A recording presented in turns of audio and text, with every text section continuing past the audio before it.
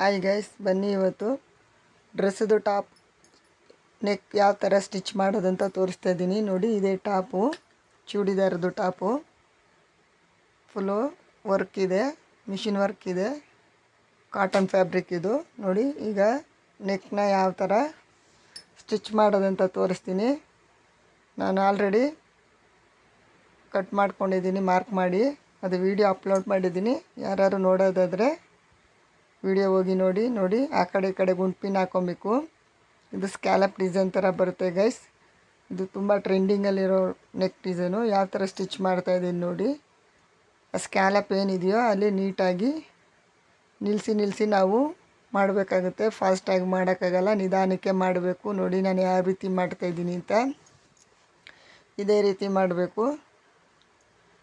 ಆ ಪಾಯಿಂಟ್ ಅಂತ ಬರುತ್ತಲ್ಲ ಗೈಸ್, ಅಲ್ಲಿ ನೀಡ್ಲು ನಿಲ್ಲಿಸ್ಬಿಟ್ಟು ನಾವು ಟರ್ನ್ ಮಾಡ್ಕೊಬೇಕು. ಆವಾಗ ಶೇಪ್ ಅನ್ನೋದು ನಮಗೆ ನೀಟಾಗಿ ಬರುತ್ತೆ ಗೈಸ್.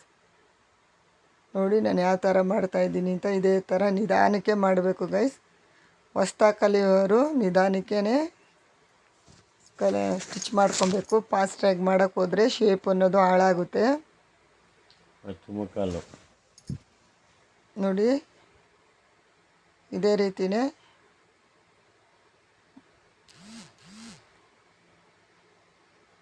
ಫಿನಿಶಿಂಗ್ ಮಾಡ್ಕೊಬೇಕು.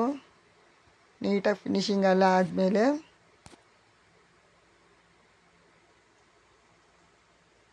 ನೋಡಿ ಈ ರೀತಿ ಬಂದಮೇಲೆ ಈಗ ನೋಡಿ ಅದಕ್ಕೆ ಎಷ್ಟು ಚೆನ್ನಾಗಿ ಬಂದಿದೆ ಅಂತ.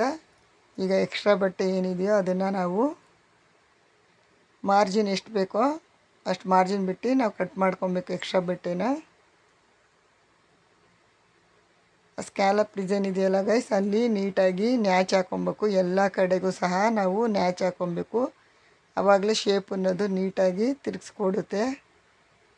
ನಮಗೆ ಫಿನಿಶಿಂಗ್ ಅನ್ನೋದು ನೀಟಾಗಿ ಬರುತ್ತೆ ಗೈಸ್. ನ್ಯಾಚ್ ಹಾಕ್ಕೊಳ್ಳೋದನ್ನ ಯಾವತ್ತೂ ಮರಿಬಾರ್ದು. ಯಾವುದೇ ಡಿಸೈನ್ ಮಾಡ್ತೀನಿ ಅಂದಾಗ ಆ ಡಿಸೈನ್ಗೆ ತಕ್ಕಂತೆ ನ್ಯಾಚ್ಗಳು ಹಾಕ್ಕೊಬೇಕಾಗುತ್ತೆ. ಯಾವ ಶೇಪ್ ಕೊಟ್ಟಿರ್ತೀವೋ ಆ ಶೇಪ್ ಥರನೇ ನಾವು ನ್ಯಾಚ್ ಹಾಕ್ಕೊಬೇಕಾಗುತ್ತೆ. ನೋಡಿ, ಈಗ ನೋಡಿ ನ್ಯಾಚಲ್ಲಿ ಹಾಕಿ ಟರ್ನ್ ಮಾಡ್ಕೊಂಡಿದ್ದೀನಿ. ಐರನ್ ಮಾಡಿಕೊಂಡ್ರೆ ಇನ್ನೂ ಚೆನ್ನಾಗಿ ಫಿನಿಶಿಂಗ್ ಬರುತ್ತೆ ಗೈಸ್. ನಾನು ಐರನ್ ಮಾಡ್ಕೊತಾ ಇಲ್ಲ, ಹಾಗೆ ತೋರಿಸ್ತಾ ಇದ್ದೀನಿ. ನೋಡಿ, ಈಗ ಟಾಪ್ ಸ್ಟಿಚ್ ಹಾಕ್ಕೊಬೇಕು.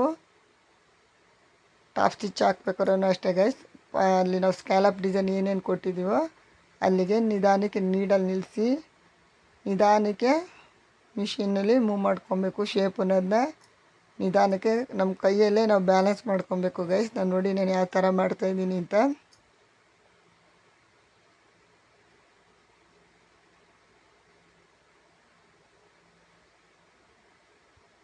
ನೋಡಿ, ಟಾಪ್ ಸ್ಟಿಚ್ ಆಗಿದೆ.